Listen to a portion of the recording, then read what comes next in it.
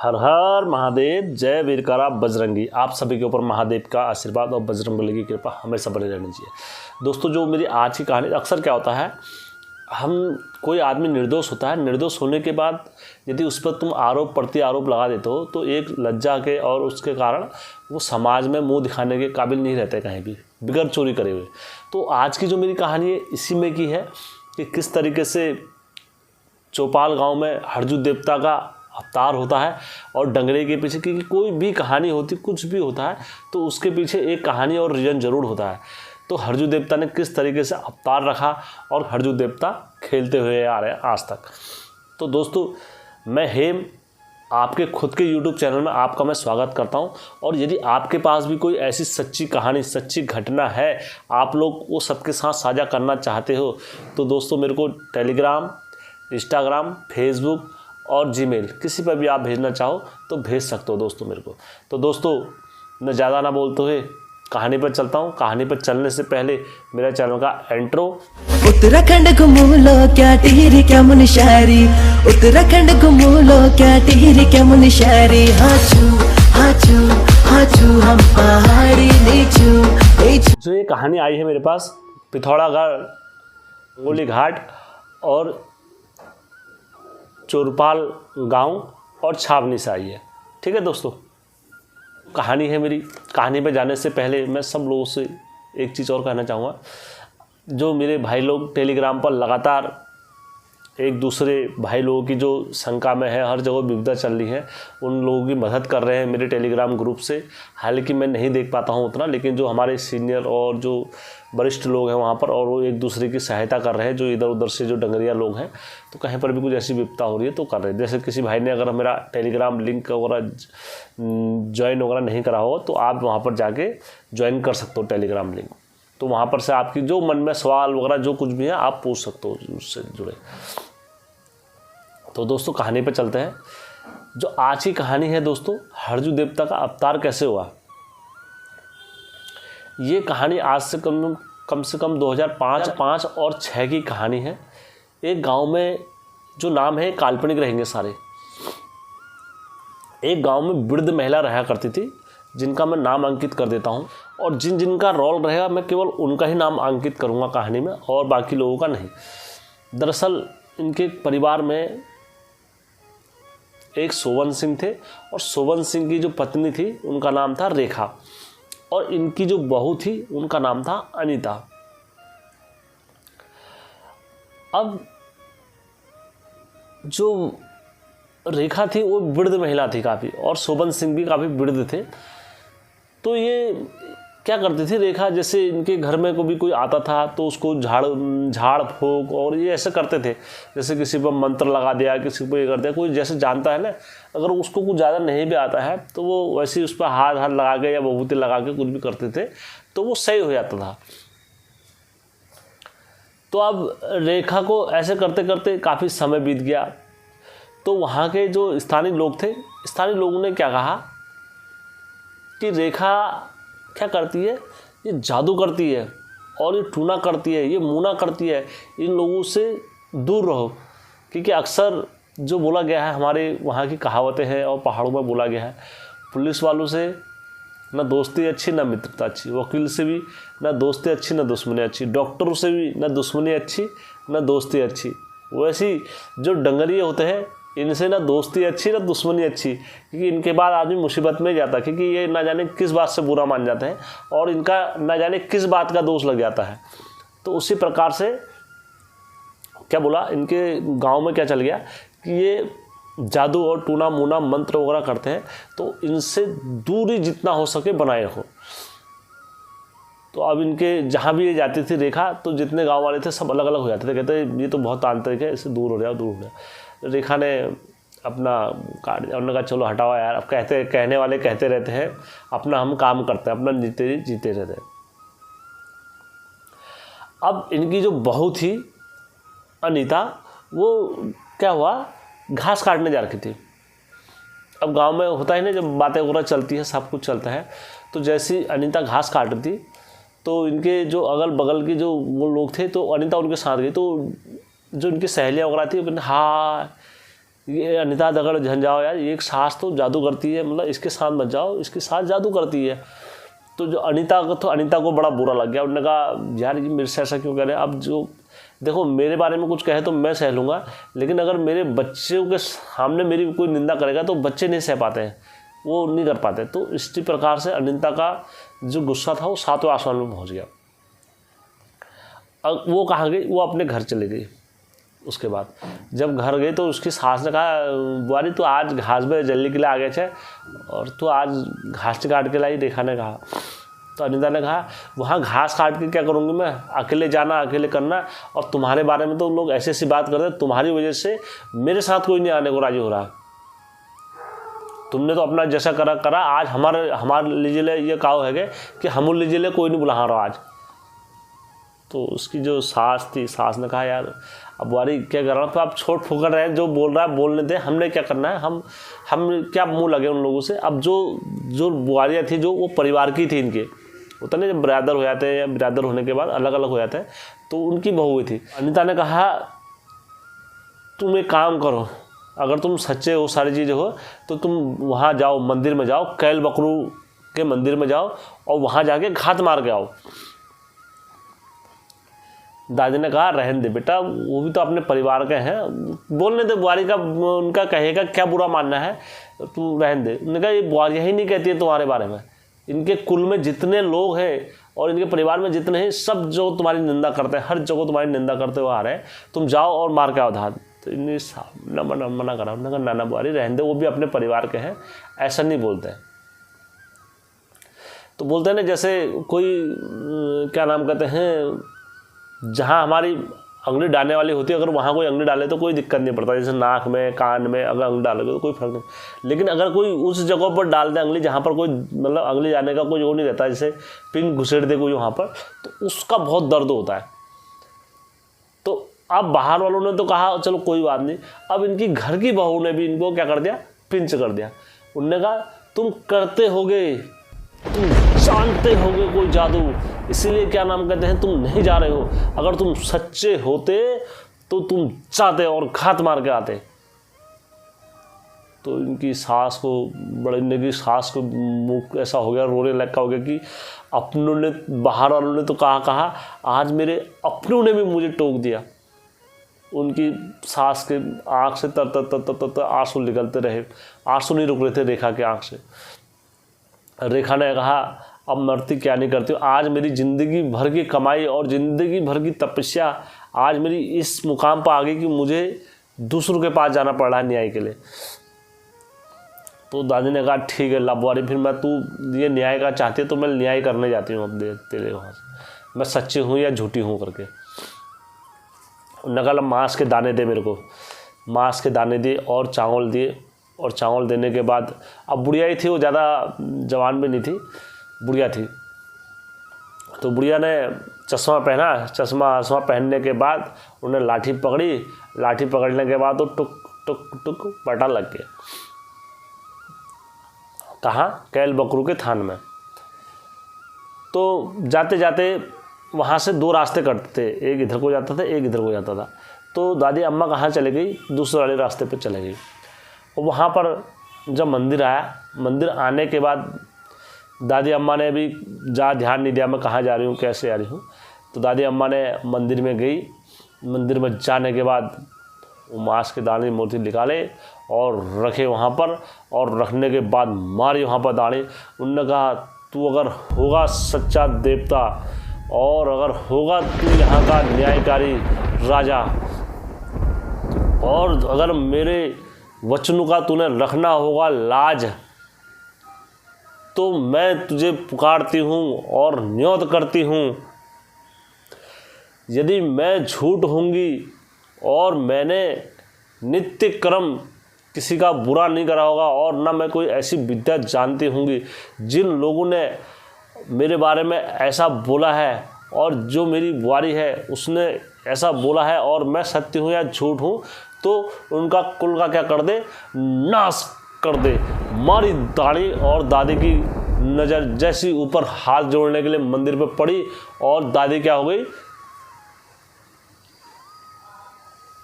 खड़ी की खड़ी रह गई छक्के बक्के। क्योंकि वो धात मारने कहाँ जा रही थी, कैल बकरू के थान में।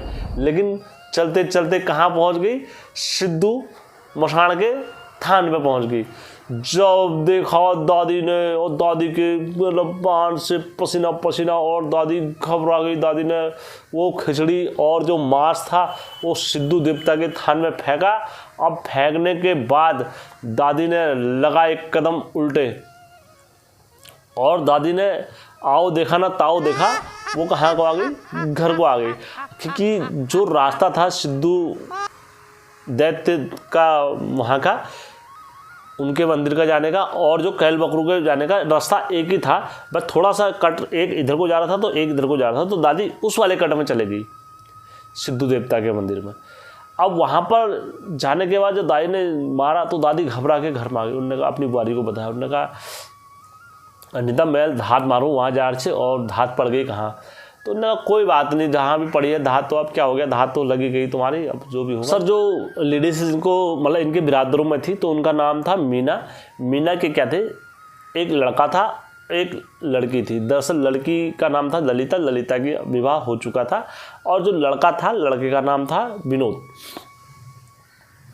अब जब वहाँ पर धात लग गई तो इनका जो लड़का था विनोद, उस पर असर हो गया। करीबन वो 30-35 साल का था, जो कभी दारू नहीं पीने वाला, बिल्कुल बहुत सभ्य लड़का था। तो उसने क्या करा कि यार मैं अब दारू पी के देखता हूँ, क्योंकि असर किसका होने लग गया था दिमाग पर, सिद्धू दानव का असर होने लग गया था वहाँ उनके कुल पर। जब क्योंकि जो दानव होते हैं वो दानव प्रकृति में ही अपना असर दिखाते हैं ज़्यादातर इंसान को। तो विनोद ने क्या करा, दारू पी ली।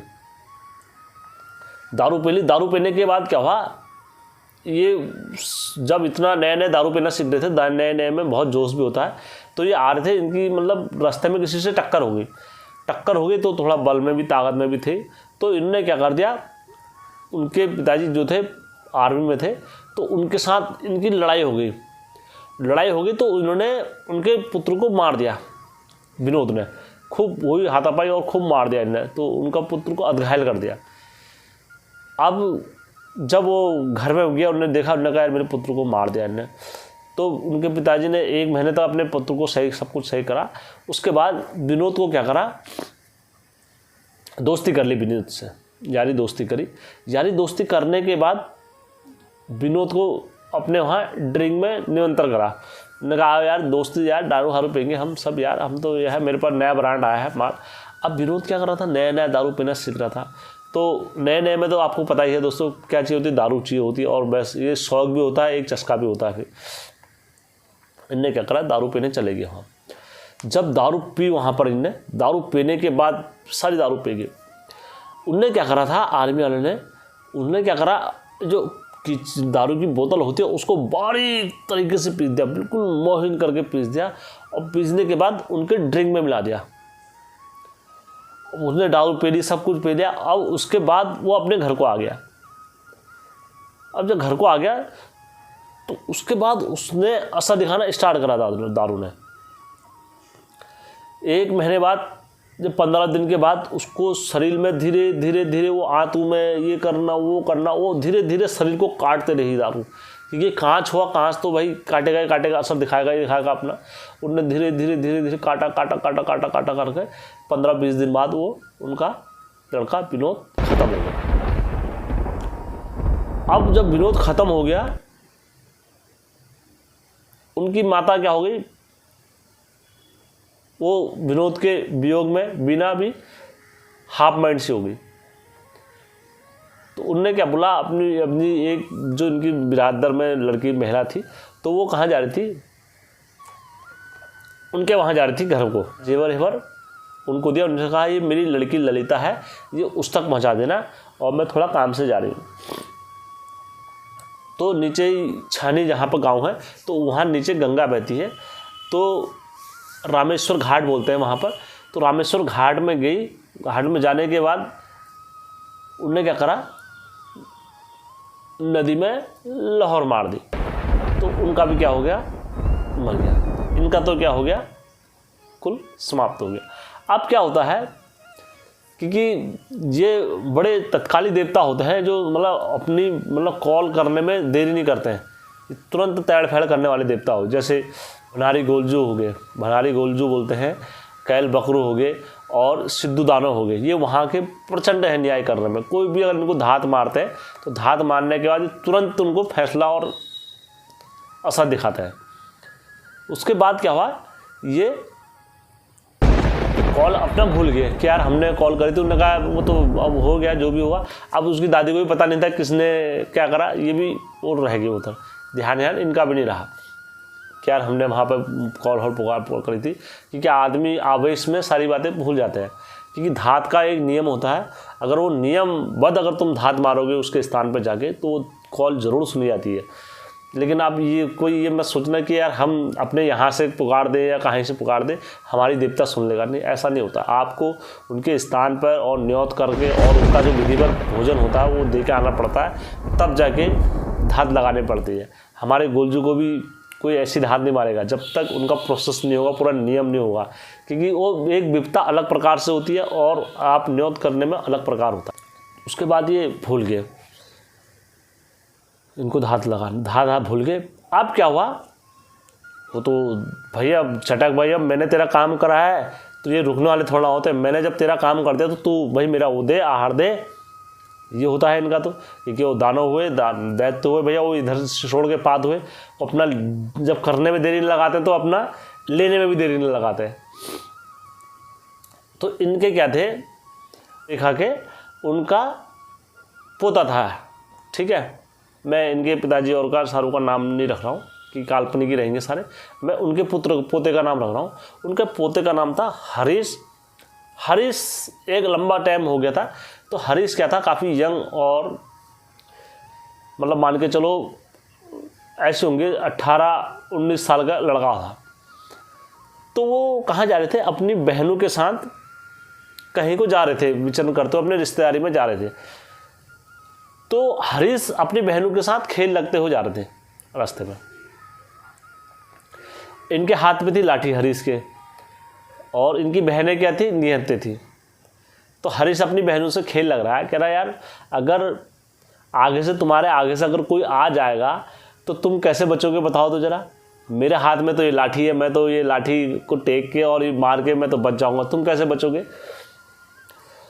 तो इनकी बहनें इनसे कहने लगे तू ऐसा मत बोल, यहाँ पर क्या नाम करते हैं, ऐसे नहीं बोलते हैं, यहाँ पर आगे मंदिर है, ये है, सो है करके, और तू सीधा चल ऐसा करके बोल रहे थे। नहीं तुम बताओ तो सही यार, तुम भी यार ये मंदिर सारी चीज़ों पर विश्वास करते हो, कोई ऐसी चीज़ें होती है क्या। कुछ नहीं होता, ये सो हर पीढ़ी में बदलता है, समय बदलता है, वक्त बदलता है, सब भूलते जाते हैं सारी चीज़ों को। उन्होंने कहा नहीं कुछ नहीं होता, ये साल तुम भूल गया करो, सब ऐसा करके इनने बोला। उसके बाद इनने क्या करा, थोड़ी सी आगे गए, तो आगे जाने के बाद इनके आंखों के सामने एक इतना विकराल आदमी खड़ा हो गया, 12 फुट से भी ऊपर उसकी हाइट थी।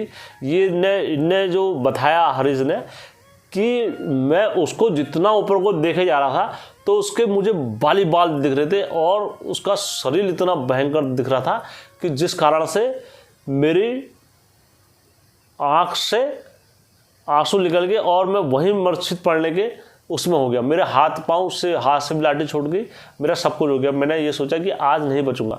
तो दोनों मेरी बहनों ने मेरे को पकड़ा और पकड़ने के बाद दोनों बहनों ने मुझे हिलाने के बाद मैं होश में आया और होश में आने के बाद मुझे भाग के मैं आया। अब जैसी जिनके वहाँ जाना था, इनके रिश्तेदारों के वहाँ, तो इनके घर में जैसी पहुँचे तो इनको क्या लगा हरीश को कि कोई इन्हें बाहर को खींच रहा है, कोई शक्ति। लेकिन हरीश का जोर क्या था, हरीश का जोर अंदर को था। हरीश अंदर को ताकत लगा रहा था लोग, और वो पीछे को खींचे जा रहा था जो ताकत थी। लास्ट में क्या करा, वो ताकत ने इसको मारा धक्का, इसको लगा किसी ने इसकी पीठ में धक्का मारा और ये सीधा कहाँ गिरा, मुंह के बल जाके अंदर गिरा। जब अंदर गिरा, अंदर गिरने के बाद इन्हें देखा कि अब कोई नहीं कर रहा, तो ये आपस में सब बात हर चीज़ सब लगते हैं। तो ये डर के मारे और सहमा इन्हें कहा आज मेरे साथ कुछ ऐसा विचित्र घटना हो चुकी है जिस कारण से मेरे साथ ये सारी चीज़ें हो रही हैं। तो ये अंदर सहमे थे। अब सब जो बातें कर रहे हैं, सारी चीज़ें कर रहे हैं, तो लेकिन ये अपना अंदर ही बैठे पड़े थे और डरे सहमे से थे। इनको किसी और की बातों से कोई मतलब नहीं था। कहते जब अपना दुख होता है तो उसको कोई कितनी बढ़िया बात भी करे, आपका ध्यान उस एरिया में नहीं जाता है।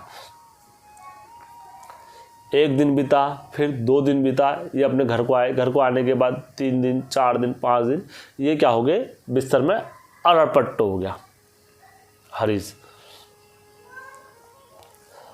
की इतनी तबीयत खराब हो गई, इतनी तबीयत खराब हो गई कि इनको कोई उठाने वाला नहीं रहा। अब जो इनके दादाजी थे शोभन सिंह, उनकी क्या थी, उनकी इधर उधर बहुत पकड़ थी, और जो इनकी दादी थी रेखा, उनकी भी इधर उधर बहुत पकड़ थी। तो उन्होंने अपने बेटे के पुत्र को, पोते को बचाने के लिए बहुत प्रयास करा, एड़ी चोटी का, कितने कितने डंगरियों को दिखाया, और जहाँ जहाँ धोनी लगी, जहाँ जहाँ वैसी लगी, ये वहाँ वहाँ अपने पुत्र को ले गए। किसी ने बहुत पैसा भी खर्च कराया, इन्होंने कहा किसी तरह भी हमारा पोता हमारे हाथ आ जाए तो हम इसे बचा लेंगे। लेकिन इनका पोता के हालात दिन पर दिन खराब होते जा रही थी, और एक टाइम ऐसा आ गया जैसे 80 किलो वजन था तो 30 किलो वजन इनके पुत्र का रह गया था। सूखने का पूरा, क्योंकि जो दानों लोग अगर ये लगते हैं तो ये खून पीने के आदी होते हैं, ये इंसान का खून ही सूखते हैं। अगर तुम्हारे शरीर में होंगे तो खून ही तुम्हारे शरीर से खाएंगे और तुम्हारे शरीर से खून ही लेंगे। धीरे धीरे धीरे धीरे ये बिल्कुल मूर्छित पड़ गए। एक दिन क्या हुआ, इनके हाथ पाँव क्या हो गए, जैसे जकड़ दिया, और मुट्ठी इनकी खुली नहीं, तो इतनी जकड़ गए, मतलब ऐसे हो गए कि ये समझ लो कितनी इनके गांव वालों ने मुट्ठी खोलने की प्रयास करा, कितनों इन्हें हाथ छुड़वाने की कोशिश करी। इनके हाथ, मतलब इतनी ताकत पता नहीं कहाँ से आई, भगवान जाने इन पर क्या हो गया। अगर आप मतलब इनका हाथ काट भी देते, मतलब ये बोला इनने, अगर हाथ काट के अलग भी रख देते तब भी इनकी मुट्ठी नहीं खुलती, इतना वो ताकत हो गई। तो ऐसा अक्सर क्या होता है, जब आदमी या मर जाता है या हो जाता है, जब अकड़ जाता है तब जाके हो जाता है। तो इनकी दादी भी रोने लग गई खूब, इनके दादाजी भी रोने लग गए। उन्होंने कहा अरे अब हम अपनी तपस्या करी, हमने देवते के आज इतना कुछ करा, साला आज अपने हम पोते को नहीं बचा पा रहे हैं।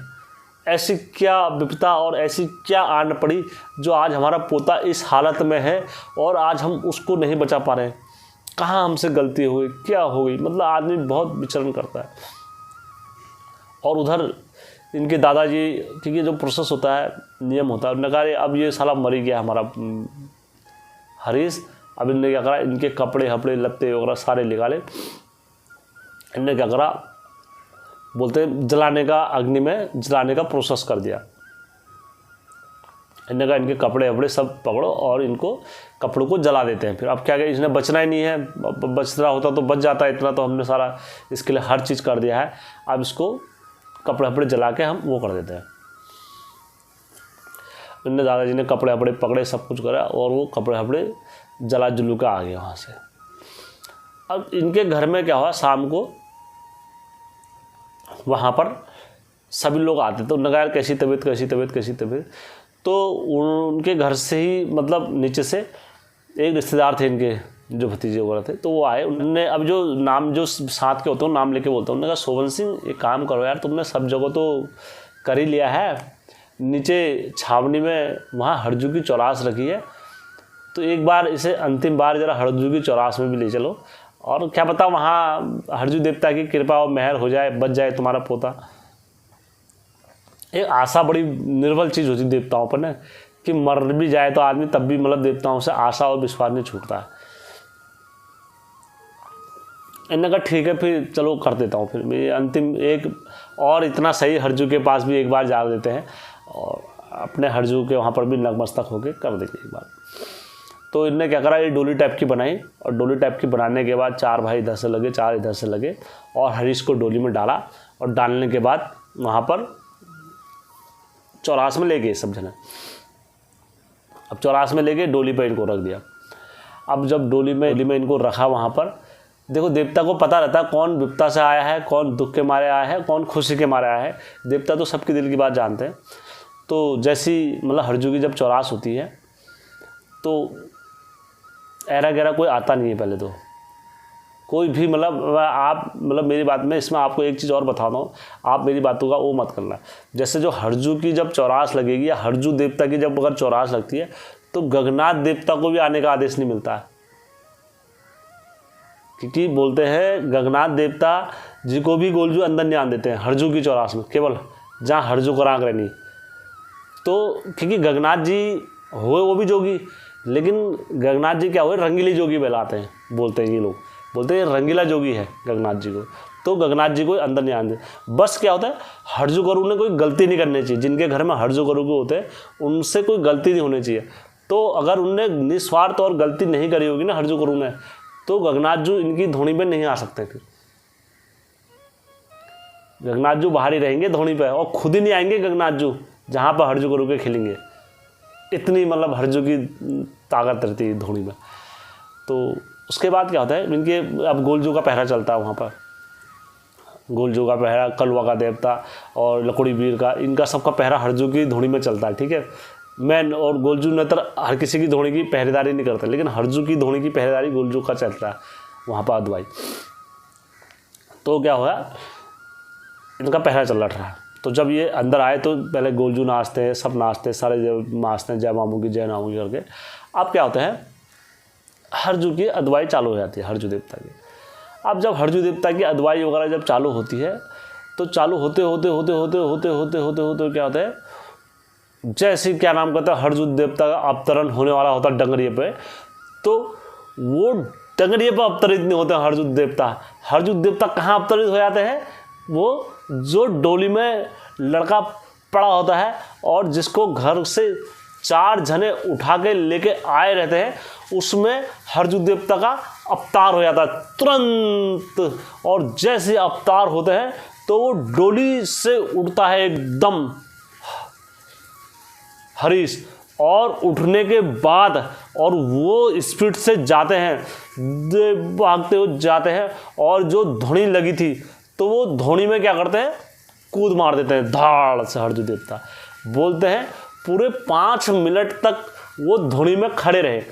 अब जब ये खड़े रहे धोनी में, तो जो इनके पिताजी वगैरह जो भी सब थे, तो वो इनका हाथ पकड़ लेते। तो लोगों ने कहा ना ना ना ना ना, तुम इनका हाथ मत पकड़ो। यदि तुम इनका हाथ पकड़ोगे तो तुम भी जलोगे, ये भी जल जाएगा साथ में। आप इनको करने दो जो करना है।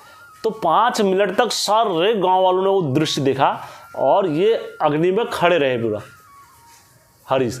और 5 मिनट के बाद ये धोनी से बाहर निकले और पकड़ा अपना चिमटा और पकड़ा अपना फड़वा, और पकड़ने के बाद पूरा चिमटा चाट दिया इनने। और चाटने के बाद सारी दानियाँ पकड़ी वहाँ से, और दानियाँ मारी तीनों दिशाओं को। और जो सिद्धू दैत्य का जो दोस्त था, वो दोस्त का निवारण काट दिया। अब फिर बुलाया अपने रेखा को, ने कहा जब तू कहीं पर धात मारने जाती है तो कम से कम ये तो देखा कर कि कहाँ तेरी धात लग रही है और कहाँ नहीं लग रही है। तब जाके कहती, बुढ़िया कहती, महापाप हो गया है हमसे, अब कैसे सतगति होगी, क्षमा कीजिए हे हरजू देवता, भूल हुई है हमसे जो भी, वेदन वेदन लेकर प्रभु जी शरण आपकी हम आए, यदि दया दृष्टि आपकी हो जाए तो बड़ी कृपा हम पर हो जाए। तब जाके सब नतमस्तक होते हैं। बुढ़िया के आँख से आंसू आते हैं कि यार वाकई में हमसे गलती हुई है, और हमने वहाँ पर नहीं करना था, ये धात नहीं लगानी थी। उसके बाद क्योंकि फिर हरजू देवता ने दानियाँ पकड़ी और बबूत मारा। बबूत मारने के बाद वो दानों को, अब वो जो दानव था दैत्य दानव, वो समझ गया था क्योंकि उनसे हरजू की क्या थी, पहले की लड़ाई थी। अब इस पर जब हरजू देवता ने अवतार रख दिया, तो सिद्धू दानव ने क्या कर दिया, अपने कदम पीछे उठा दिए और वो हाथ जोड़ के वहाँ से चले गया। उन्होंने कहा जय हो हरजू देवता, जहाँ जिसके तुम रखवाले उसका कौन बिगाड़ सकता है कुछ। इनने अपना वहाँ पर प्रणाम करा, प्रणाम करने के बाद ये चले गए। तो आज भी उस गांव में केवल हरजू देवता उन्हीं पर आते हैं, लड़के पर, और वो लड़के पर हरीश पर आते हैं। और जिस किसी पर कुछ भी होता है गाँव में अब, तो वो जाते हैं, और उनके जाने मात्र से ही सारी दुविधाएँ और विविधाएँ लोगों की कट जाती है। हरजू देवता वो होते हैं। दोस्तों, एक भाई का मेरे उसमें मैसेज भी आया था कल कि तुम्हें हरजू देवता अपनी धोनी छोड़ के नहीं जाते, और ये नहीं जाते हैं, और ये नहीं करते।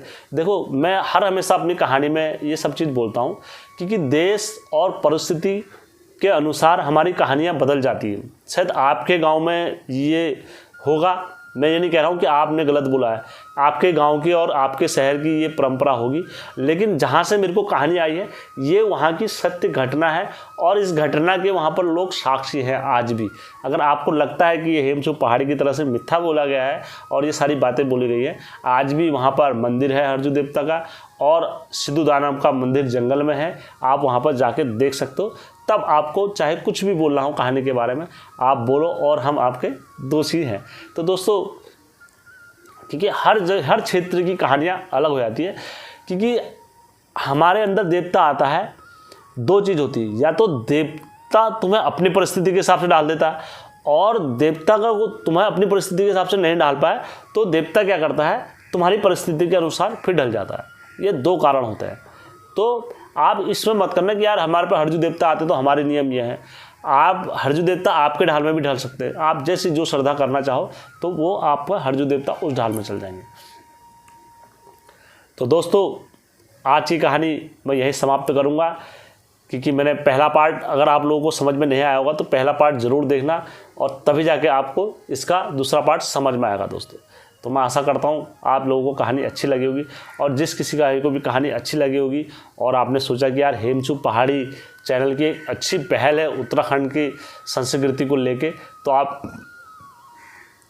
मेरे चैनल को लाइक, सब्सक्राइब और शेयर करना कतई मत भूलना दोस्तों, क्योंकि आपका ही प्यार ही है दोस्तों जो आप लोगों ने मुझे इतना प्यार दिया है और दुलार दिया है, और ये आप लोगों का आशीर्वाद ही है कि आज जो आपकी दुआ से मेरे कमेंट में बॉक्स में जो भी मुझे मैसेज करते हैं, इतने बढ़िया बढ़िया मैसेज करते हैं दोस्तों, मेरा दिल खुश हो जाता है आपके मैसेज पढ़ने के बाद। क्योंकि बहुत सारे भाई बोलते हैं हेम भाई आपके 1 मिलियन सब्सक्राइबर पूरे हो जाए, तो मुझे भी बड़ी खुशी होती है कि यार ऐसा किसी और यूट्यूबर के मतलब कमेंट में नहीं आता। मैंने देखा कितनों के पढ़ता हूँ तो, लेकिन आप लोगों का प्यार है दोस्तों, ये चैनल आपका अपना चैनल है। अगर आप जब ऐसे कमेंट करते हो तो मेरा दिल बड़ा खुश होता है दोस्तों, मुझे लगता है और जोश के साथ मैं कहानियाँ लेके आता हूँ आपके लिए दोस्तों। ठीक है दोस्तों, धन्यवाद दोस्तों, आपका कोटि कोटि।